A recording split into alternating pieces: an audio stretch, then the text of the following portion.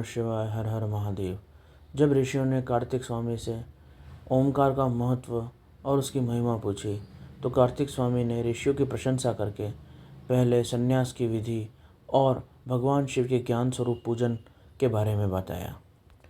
भगवान श्री कार्तिकेय स्वामी ने कहा, हे मुनीश्वर वामदेव, तुम्हें साधुवाद है क्योंकि तुम भगवान शिव के भक्त हो, शिव तत्व के ज्ञाताओं में श्रेष्ठ हो। तीनों लोकों में ऐसी कोई वस्तु नहीं जो तुम्हें ज्ञात न हो, तथापि लोकों पर उपग्रह करने के लिए तुम इस विषय को पूछ रहे हो, अतः मैं तुम्हारे समक्ष इस विषय का वर्णन करूँगा। इस लोक में जितने जीव हैं वह शास्त्रों से मोहित हैं।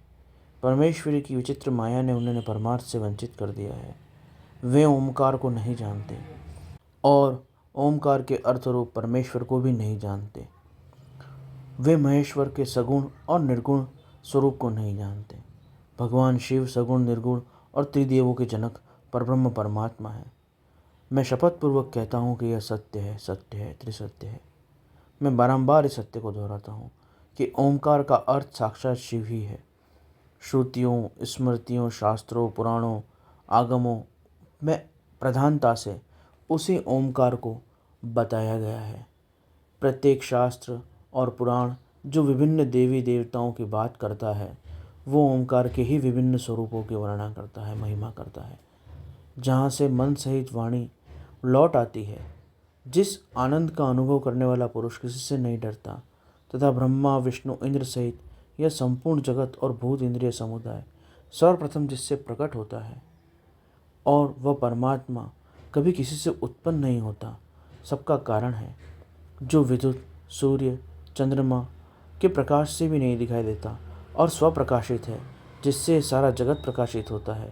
वह परब्रह्म परमात्मा संपूर्ण ऐश्वर्य संपन्न होने के कारण शिव नाम से जाना जाता है और ओमकार से ही जाना जाता है। सभी मनुष्यों के हृदयाकाश के भीतर विराजमान भगवान शिव, जो मुमुक्षुओं के ध्येय हैं, सर्वव्यापी प्रकाशात्मा है, भास स्वरूप चिन्मय है, जिन परम पुरुष की पराशक्ति शिवा भक्तिभाव से सुलभ होती हैं, मनोहर है, निर्गुण है और अपने ही गुणों से निगुण और निष्कल हैं। उन परमेश्वर के तीन रूप हैं, स्थूल, सूक्ष्म और इनसे परे। मुमुक्षु योगी नित्य इनका ध्यान करे। स्थूल स्वरूप प्रतिमा है, सूक्ष्म स्वरूप ज्ञान और भावना है और इन दोनों से परे का स्वरूप अनिर्वचनीय शांत निर्वीत समाधि स्वरूप है। इनके स्वरूपों का ध्यान करना चाहिए। वे शंभु, निष्कल, संपूर्ण देवताओं के सनातन आदिदेव, ज्ञान, क्रिया, स्वभाव आदि कहे जाते हैं। उन देवादिदेव की मूर्ति सदाशिव है। ईशान आदि उनके मंत्र जो हैं वो उनका शरीर स्वरूप कहे जाते हैं। पंच कलाएँ उनका रूप है।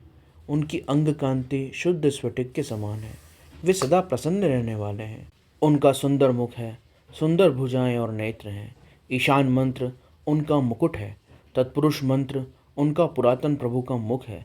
अघोर मंत्र उनका हृदय है। वामदेव मंत्र उनका गुह्य प्रदेश है।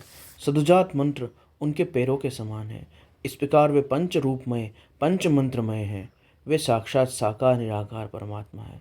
सर्वज्ञता आदि उनकी 6 शक्तियाँ हैं। शरीर के 6 अंग हैं। वे शब्द आदि शक्तियों से स्फुरित हृदय कमल में सुशोभित हैं। वाम भाग में मनोन्मणि नामी अपनी शक्ति से विभूषित हैं।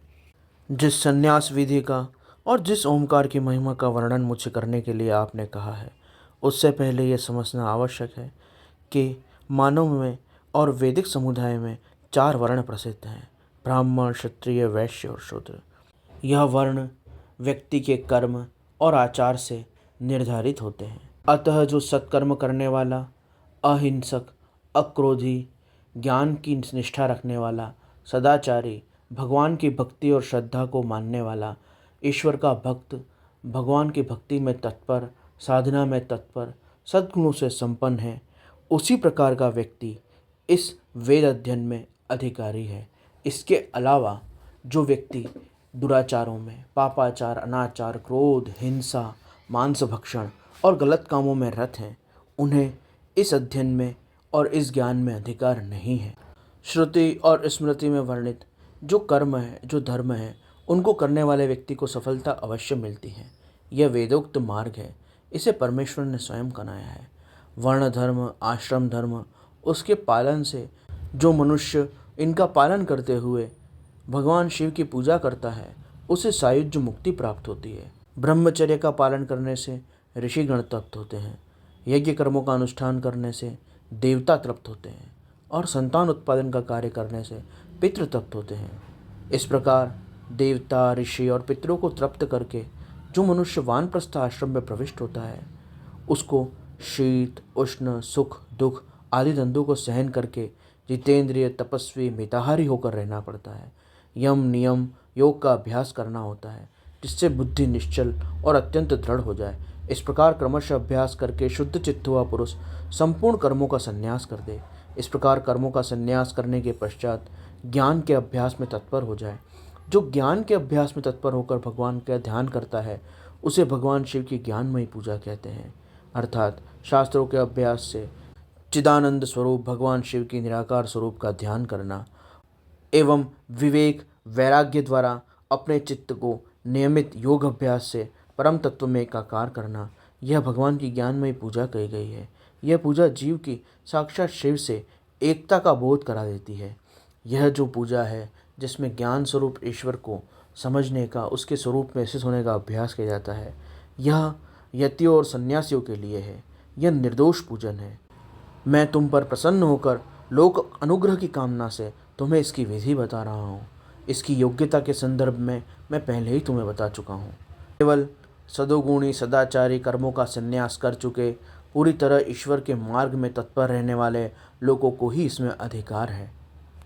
इस प्रकार भगवान कार्तिकेय स्वामी ने इस पूजा की विधि को बताया, जिसे हम अगले अध्याय में अध्ययन करेंगे।